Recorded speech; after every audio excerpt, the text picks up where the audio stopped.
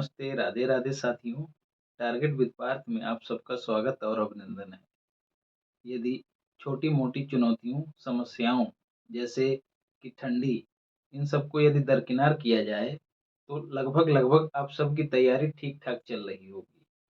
क्योंकि एग्ज़ाम नज़दीक है और ठंडी भी खूब ज़्यादा हो रही है। सूरत-ए-हाल ये है कि यदि मन करे कि थोड़ा-सा बिस्तर पे बैठ के पढ़ लें, तो बैठने के बाद कब एक पैर धीरे-धीरे रज़ाई में जाता है और एक पैर से पूरी कमर जाती है और पूरी कमर से वो रज़ाई कब ऊपर तक आ जाती है पता नहीं लगता है और कब नींद आ जाती है। और यहाँ तक तो ठीक था, नींद आने के बाद पता लगा 10-10 घंटे सो रहे हैं। तो थोड़ा सँभल के चलिएगा। अब बात करते हैं मुद्दे की। इस वीडियो में आपको कृषि उत्पादन भारत के साथ-साथ वैश्विक स्तर दोनों को लेते हुए आपको एकदम अपडेटेड आंकड़े उपलब्ध कराए जा रहे हैं। आप लोगों की डिमांड भी थी और मैंने इस चीज़ को महसूस भी किया क्योंकि बड़े-बड़े जो कोचिंग संस्थान हैं, जो उनके नोट्स हैं, उन सभी में देखा कि चीज़ें अपडेट नहीं हैं। कई सारे आंकड़े जो हैं अभी हाल ही में जारी हुए हैं। जैसे ऊन उत्पादन, मछली उत्पादन, ये सब चीज़ें जो हैं बदल गई हैं। और अभी जो अंतिम अनुमान कुल खाद्यान्न उत्पादन के वो भी जारी हुए हैं। तो ये सब चीज़ें जो है आपको इस वीडियो में एकदम अद्यतन रूप से उपलब्ध कराई जा रही हैं। तो वीडियो को अंत तक देखिएगा और देखने के बाद लोगों तक शेयर भी कीजिएगा। सबसे पहले कुछ सामान्य चीज़ों को देखते हैं। भारत के संदर्भ में देखेंगे, यहाँ से एक क्वेश्चन बन जाता है। कृषकों का वर्गीकरण, जो किसान हैं उनके पास उपलब्ध भूमि के आधार पर किसानों का वर्गीकरण जो है वो 5 भागों में किया गया है। ठीक है, 5 प्रकारों में किया गया है। कौन-कौन से? पाँचों रट लेने हैं। सीमांत किसान 1 हेक्टेयर से कम भूमि जिनके पास है। फिर लघु किसान जिनके पास 1 से 2 हेक्टेयर के बीच भूमि है। फिर है अर्ध मध्यम किसान जिनके पास 2 से 4 हेक्टेयर के बीच भूमि है। और मध्यम किसान जो हैं वो 4 से 10 हेक्टेयर की भूमि रखते हैं।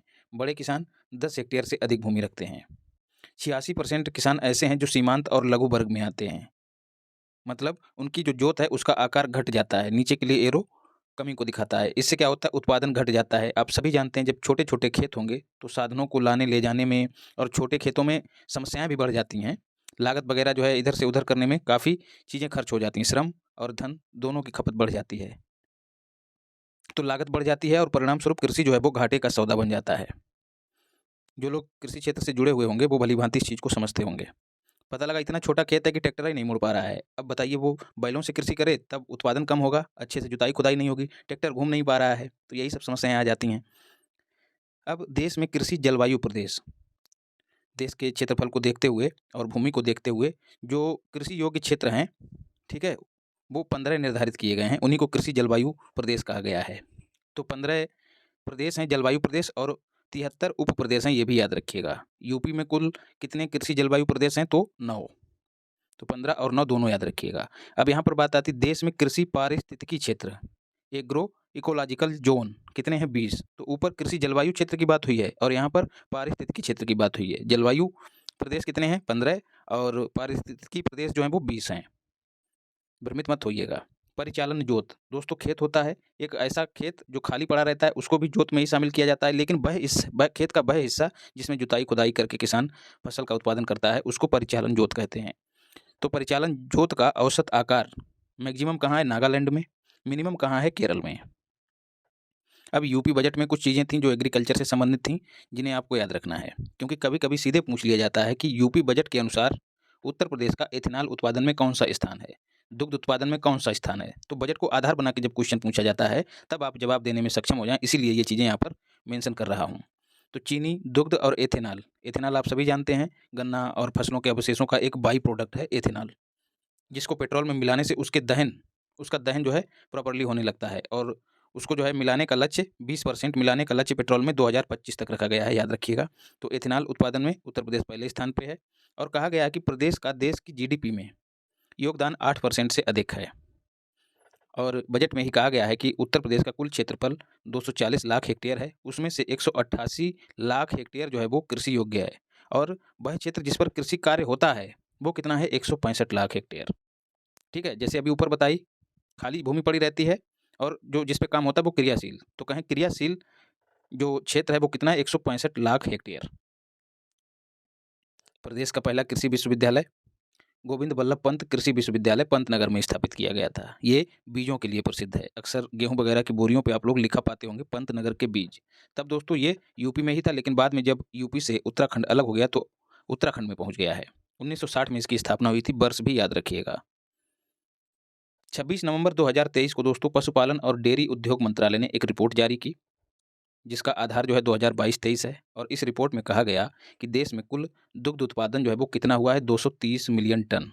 याद रखिएगा, कैसे याद रखना है, ये जो 23 है ना, 23 के आगे जीरो लगा दीजिएगा तो 230 मिलियन टन कुल दूध का उत्पादन निकल आएगा। और इस रिपोर्ट में कहा गया है कि यूपी पहले स्थान पे है दुग्ध उत्पादन के मामले में, दूसरा स्थान राजस्थान का है और तीसरा मध्य प्रदेश का है। अभी बीच में दोस्तों राजस्थान पहला राज्य हो गया था, आपको अचूक मार्ग सामग्री में बताया भी था। यूपी की बात करें, देश के कुल दुग्ध उत्पादन में 15% की भागीदारी निभाता है। तो ये 15% भी याद रखिएगा। और इस रिपोर्ट में कहा गया है कि पिछले 5 वर्षों के दौरान दुग्ध उत्पादन में जो है 22% की वृद्धि दर्ज की गई। कैसे याद रखना, 22-23 की 2022 और 23 की रिपोर्ट है। 23 में जब जीरो लगा देंगे तो ये कुल उत्पादन निकल आएगा 230 मिलियन टन, और 2022 का ये 22 उठा लेंगे तो ये वृद्धि निकल आएगी 22%। और इसी रिपोर्ट में दोस्तों कहा गया है कि अंडा उत्पादन में आंध्र प्रदेश पहले स्थान पे हो गया है। ये पहले भी पहले ही स्थान पे था, लेकिन इसमें जो एक अलग चीज़ बताई गई है कि सर्वाधिक वृद्धि, मैक्सिमम वृद्धि किस राज्य में दर्ज की गई अंडा उत्पादन के मामले में, तो वेस्ट बंगाल। मांस उत्पादन में यूपी पहले स्थान पे है, वेस्ट बंगाल दूसरे स्थान पर। और सर्वाधिक वृद्धि किस राज्य में हुई, सिक्किम। ऐसे ही ऊन के उत्पादन में दोस्तों राजस्थान पहले स्थान पे है। राज्यों की बात करें तो गुजरात दूसरे स्थान पे आ जाएगा। यदि राज्य और यूटी दोनों को शामिल किया जाए तो जम्मू कश्मीर दूसरे स्थान पे हो जाएगा। और ऊन उत्पादन में सर्वाधिक वृद्धि जो है वो अरुणाचल प्रदेश में देखी गई। ARU का मतलब है अरुणाचल। एक्चुअली आंध्र प्रदेश और अरुणाचल प्रदेश दोनों में कन्फ्यूजन हो जाता है, इसलिए ARU लिख देता हूँ। कृषि और किसान कल्याण मंत्रालय ने खाद्यान्नों के उत्पादन के अंतिम आंकड़े जारी किए। यहाँ से भी अक्सर एक प्रश्न पूछ लिया जाता है। कुल खाद्यान्न उत्पादन कितना हुआ है, 330 मिलियन टन। बागवानी की बात करें जिसमें फल फूल सब्जी इत्यादि आते हैं तो उनका कितना हुआ है, 352 मिलियन टन। दोनों दोनों आंकड़े याद रखने हैं। चावल का भी याद रखना है, 135 मिलियन टन चावल का उत्पादन हुआ है। और गेहूं का उत्पादन जो है 110 मिलियन टन हुआ है। मोटा अनाज 57 मिलियन टन, और जो श्री अन्न जो कोदों और रागी वगैरह रहते हैं वो 17 मिलियन टन उसका उत्पादन हुआ है। गन्ना का भी याद रखना, 490 मिलियन टन। अब देश की जीडीपी में कृषि का योगदान आज़ादी के वक्त लगभग 50% था, वर्तमान में लगभग 18% है, ये भी याद रखिएगा। एमएसपी की बात करें दोस्तों तो ये किसके द्वारा जारी किया जाता है, कृषि लागत और मूल्य आयोग के द्वारा। एमएसपी आप सभी जानते हैं, फसलों की बुआई से पहले ही फसलों का एक रेट फिक्स कर दिया जाता है, जिस पर सरकार जो है किसानों से फसल को खरीदती है। तो ये कितनी फसलों के लिए जारी किया जाता है, तो 22 फसलों के लिए। एक बात और पूछ ली जाती है कि गन्ने का एमएसपी कितना रहता है, तो याद रखिए गन्ने का एमएसपी नहीं बल्कि एफआरपी जारी किया जाता है। ये सब चीज़ें आपको अच्छे से बताया हूँ। तो एमएसपी 22 फसलों का और एफआरपी जो है वो गन्ने का जारी किया जाता है। गेहूं की बात करें तो इसका एमएसपी 2275 रखा गया है। पिछले वर्ष की तुलना में 150 रुपये की वृद्धि दर्ज की गई है। ये वृद्धि भी याद रखिएगा, जो कि किसान की लागत का 102% प्रतिफल प्रदान करेगा। चना की बात करें तो चना का औसत मूल्य जो है, औसत मूल्य नहीं, एमएसपी जो है वो 5440 रुपये रखा गया है। तो चना में भी चाह है और 54 में भी चाह है, दोनों को कनेक्ट कराइएगा, और 40 में भी चाह है। तो सबसे कम वृद्धि जो है वो चना के एमएसपी में दर्ज की गई। वहीं बात करें मसूर की तो मसूर का एमएसपी 6425 रुपये प्रति कुंटल रखा गया है।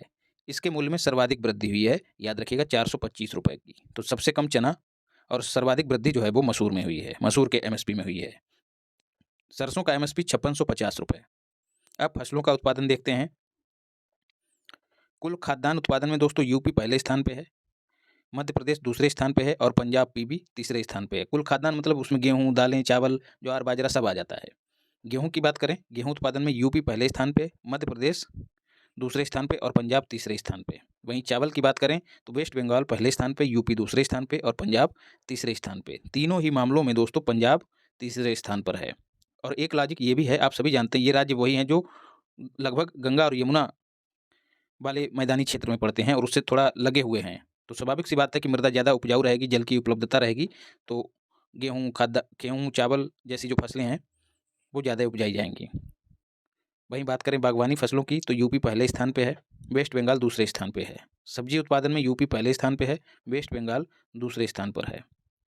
आलू उत्पादन की बात करें तो यूपी पहले स्थान पे है और वेस्ट बंगाल दूसरे स्थान पे है। और आलू से याद आया कि आगरा में जो है, जो अंतर्राष्ट्रीय आलू अनुसंधान संस्थान है, उसकी एक शाखा स्थापित की जा रही है। याद रखिएगा, ये सब आपको करंट अफेयर्स में बताया हूँ। तो इसका मतलब क्या हुआ? इसका मतलब यही हुआ कि जो पश्चिमी यूपी है वो आलू उत्पादन में अग्रणी है। और एक कथन के रूप में और पूछ लिया जाता है कि पूर्वी यूपी की अपेक्षा पश्चिमी यूपी का औद्योगिकरण या फिर औद्योगिक विकास जो है वो ज़्यादा हुआ है। आलू यूपी पहले स्थान पे, पश्चिम बंगाल दूसरे स्थान पे। यूपी दोस्तों मटर में पहले स्थान पे है, अमरूद, तरबूज, खरबूजा, आम और शहद इन सब के उत्पादन में पहले स्थान पे है। बाजरा की बात करें तो बाजरा के अंत में है रा, और राजस्थान के शुरू में भी रा है, तो जोड़िएगा इसको। बाजरा उत्पादन में राजस्थान पहले स्थान पे है। आप पहला याद रखिएगा, लेकिन यूपी इसलिए याद रखना है क्योंकि यूपी का दूसरा स्थान है। आप सभी जानते हैं कि 2023 को जो है मोटे अनाज का वर्ष घोषित किया गया है, तो बाजरा मोटे अनाज में ही आता है। तो यूपी का स्थान हमको विशेष रूप से याद रखना है। तो बाजरा राजस्थान। दालों के उत्पादन की बात करें तो मध्य प्रदेश पहले स्थान पे, महाराष्ट्र दूसरे स्थान पर। सोयाबीन की बात करें दोस्तों तो महाराष्ट्र पहले स्थान पे, और जो प्रायः पहले स्थान पे रहता था मध्य प्रदेश, वो दूसरे स्थान पे चला गया है, इसीलिए ये मोस्ट इंपॉर्टेंट है। राजस्थान तीसरे स्थान पर। मोटा अनाज दोस्तों कर्नाटक पहले स्थान पे, राजस्थान दूसरे स्थान पर। तिलहन उत्पादन में राजस्थान पहले स्थान पे, मध्य प्रदेश दूसरे स्थान पर। आप सभी जानते हैं कि ये जो राज्य हैं, जैसे कर्नाटक हो गया, महाराष्ट्र हो गया, मध्य प्रदेश हो गया, इन यहाँ पर मृदा जो है ज़्यादा उपजाऊ नहीं है। सरसों की बात करें, राजस्थान पहले स्थान पर है। ठीक है, यहाँ पर तिलहन में देखिए राजस्थान पहले स्थान पे है ना, वहीं से सरसों को भी जोड़ दीजिएगा तो राजस्थान पहले स्थान पे है। बिहार, बीएच का मतलब बिहार है, लीची उत्पादन के मामले में पहले स्थान पर है। कीवी जिसको लोग डेंगू में खाते हैं, फल है, उसके उत्पादन में अरुणाचल प्रदेश पहले स्थान पे है। और तमिलनाडु लौंग उत्पादन में पहले स्थान पे है। गन्ना और चीनी दोनों की बात करें, हाल ही में यूपी जो है वो चीनी उत्पादन के मामले में पहले स्थान पे आया है, और गन्ना उत्पादन में भी पहले स्थान पे आया है। महाराष्ट्र दूसरे स्थान पे है। और वहीं यदि बात करी जाए प्रोडक्टिविटी की, प्रति हेक्टेयर उत्पादन की, तो उस मामले में महाराष्ट्र पहले स्थान पे हो जाएगा। कॉफ़ी उत्पादन की बात करें दोस्तों तो कर्नाटक में का है और कॉफ़ी में भी का है, दोनों को जोड़ दीजिएगा। कर्नाटक पहले स्थान पे, दूसरा स्थान केरल का है। चाय उत्पादन की बात करें तो असम की चाय भी आप लोगों ने खूब पी होगी, और चाय की पहली फैक्ट्री यहीं पर स्थापित की गई थी। दूसरा स्थान वेस्ट बंगाल का है। वहीं जूट की बात करें दोस्तों तो असम पहले स्थान पे है और वेस्ट बंगाल दूसरे स्थान पे है। यहाँ पर देखिए चाय और जूट में कंफ्यूज मत हो जाइएगा। जहाँ चाय में असम का पहला स्थान है, वहीं एक मिनट यहाँ पर थोड़ा सुधार करिएगा, वेस्ट बंगाल जो है पहले स्थान पे है और असम दूसरे स्थान पे है। ठीक उल्टा है, चाय जो है जूट जूट जो है चाय का उल्टा है। यहाँ पर सुधार कर लीजिएगा। बात करें आंध्र प्रदेश की तो फल, केला और अंडों के उत्पादन में आंध्र प्रदेश पहले स्थान पर है। आपको पीछे भी बता चुका हूँ। मध्य प्रदेश की बात करें तो मसाला उत्पादन, ठीक है, टमाटर उत्पादन और धनिया उत्पादन, तीनों में मध्य प्रदेश पहले स्थान पे है। इस बार टमाटर खूब चर्चा में था, इसलिए टमाटर को याद रखिएगा, मध्य प्रदेश उत्पादन में पहले स्थान पे है। और सरकार ने टमाटर के मूल्य को नियंत्रित करने के लिए किस देश से टमाटरों का आयात किया था, तो नेपाल से, ये भी याद रखिएगा। कर्नाटक की बात करें तो नारियल उत्पादन, काली मिर्च, ठीक है, काफ़ी में भी का है, काली मिर्च में भी का है। काफ़ी भी काली होती है और काली मिर्च भी काली होती है। सुपारी, सूरजमुखी, रागी और मक्का, इन सभी फसलों के उत्पादन में कर्नाटक पहले स्थान पे है। केरल की बात करें दोस्तों तो रबर और इलायची जो कि छोटी वाली रहती है, हरी वाली, उसके उत्पादन में केरल का पहला स्थान है। वहीं बड़ी इलायची की बात करें तो उसके उत्पादन में सिक्किम पहले स्थान पे है। गुजरात की बात करें तो दोस्तों गुजरात भिंडी, मूंगफली और कपास और तंबाकू, इन चारों के उत्पादन में पहले स्थान पे है। मूंग में गा है दोस्तों, गुजरात में भी गा है, दोनों को जोड़ दीजिएगा।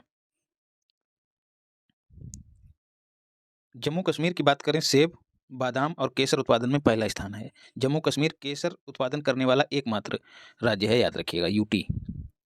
महाराष्ट्र की बात करें दोस्तों तो प्याज उत्पादन में नासिक का प्याज प्रसिद्ध रहता है। हल्दी उत्पादन में हाल ही में आपको बताया कि यहाँ पर सरकार ने हल्दी बोर्ड के गठन की घोषणा की है।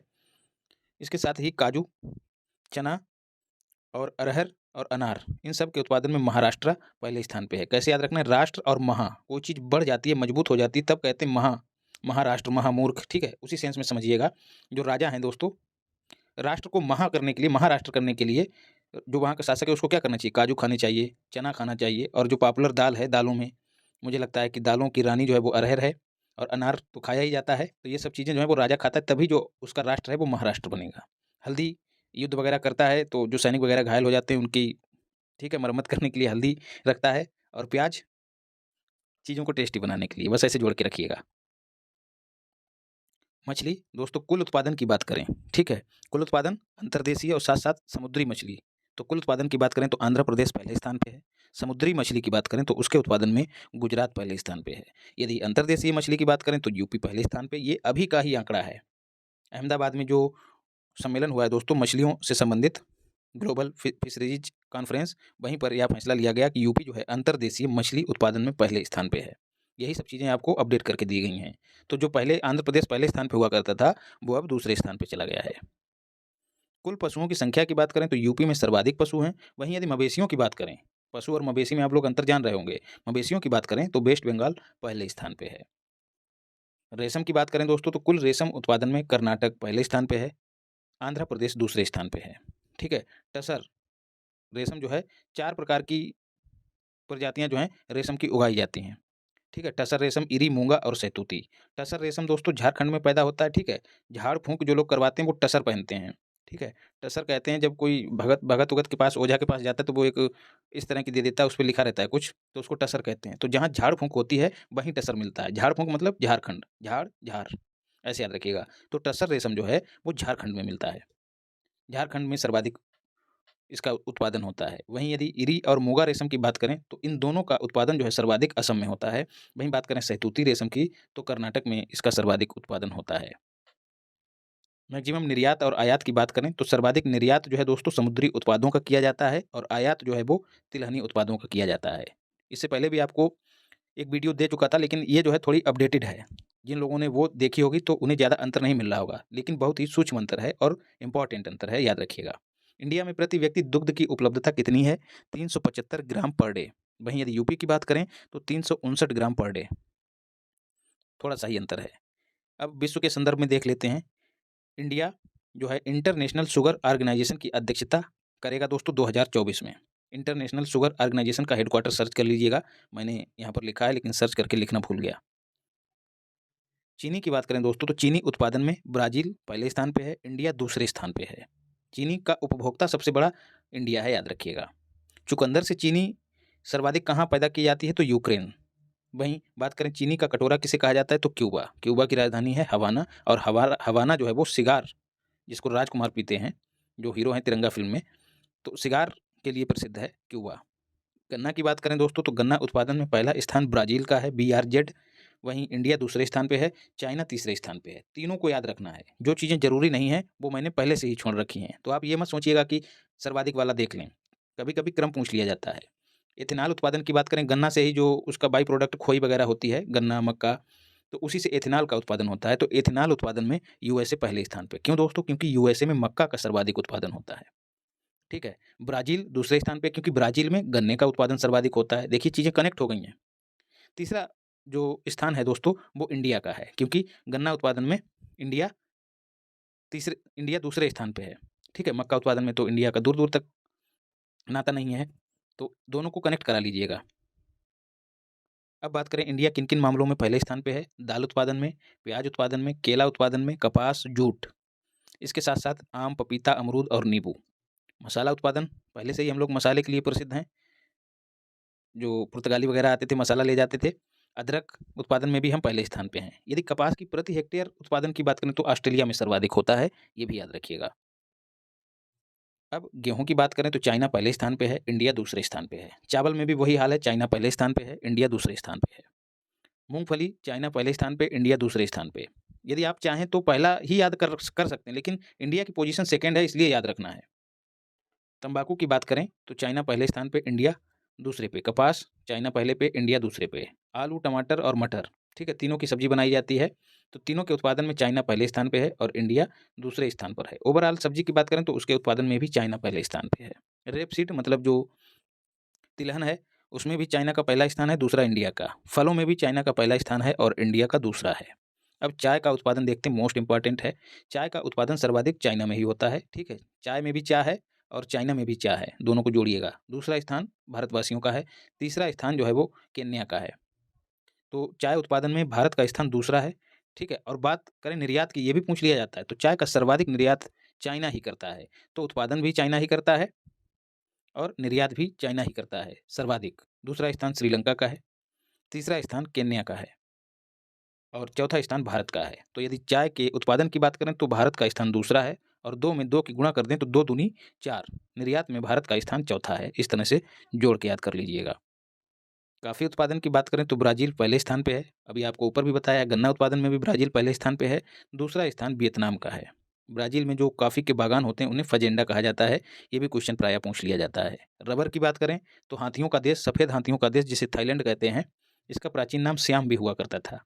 तो थाईलैंड पहले स्थान पे है, इंडिया दूसरे स्थान पे है। नारियल उत्पादन में इंडोनेशिया पहले स्थान पे है। संतरा उत्पादन में ब्राज़ील, तो कॉफ़ी, गन्ना, संतरा, सोयाबीन उसमें भी ब्राज़ील, और गन्ना में भी ब्राज़ील, इन सब मामलों में ब्राज़ील पहले स्थान पे है। चावल के निर्यात की बात करें तो इंडिया पहले स्थान पे है, दूसरा स्थान थाईलैंड का है। रूस की बात करें दोस्तों तो जौ और चुकंदर दोनों के उत्पादन में अव्वल है रूस। मसाला दोस्तों इंडिया पहले स्थान पे है, और इथियोपिया जो कि अफ्रीकी देश है जिसकी राजधानी है अदिस अबाबा, ये दूसरे स्थान पे है। दुग्ध उत्पादन की बात करें तो इंडिया पहले स्थान पे है, यूएसए दूसरे स्थान पे है। और दुग्ध में भी यदि गाय के दूध की बात करें तो उसमें यूएसए का पहला स्थान है, और भैंस जो है वो भैंस के दूध के मामले में इंडिया का पहला स्थान है। मक्का उत्पादन में यूएसए पहले नंबर पे है। केसर ईरान पहले स्थान पे है, इंडिया दूसरे स्थान पे है। अखरोट उत्पादन में चाइना, दलहन उत्पादन में इंडिया पहले स्थान पे है, और पोलैंड जिसकी राजधानी है वारसा और जिसकी करेंसी है जलोटी। ठीक है, करेंसी और राजधानियों पर एक वीडियो दी गई है, उसको देख लीजिएगा, मज़ा आ जाएगा, काम भी हो जाएगा। कोट डी आइवरी की बात करें दोस्तों तो ये काजू उत्पादन और कोको। तो देखिए कोट में भी का है, काजू में भी का है, और कोको में भी का है। कोको एक पेय पदार्थ है, काजू आप सभी जानते हैं। दोनों ही मामलों में, दोनों के ही उत्पादन में कोट डी आइवरी पहले स्थान पे है। मछली की बात करें तो मछली उत्पादन में चाइना पहले स्थान पे है, और इंडिया दूसरे स्थान पे है। तो इस तरह से दोस्तों एकदम लेटेस्ट आंकड़े आपको उपलब्ध करा दिए गए हैं। तो वीडियो यदि अच्छी लगी हो तो फिर से आपसे कह रहा हूँ कि चैनल को सब्सक्राइब कर लीजिएगा और लोगों को शेयर कर दीजिएगा। बाकी समय कम बचा है, बार-बार चीज़ों को रिवाइज़ कीजिए, अपने चित्त को पवित्र बनाइए, माता-पिता की सेवा कीजिए और महिलाओं का सम्मान कीजिए। धन्यवाद।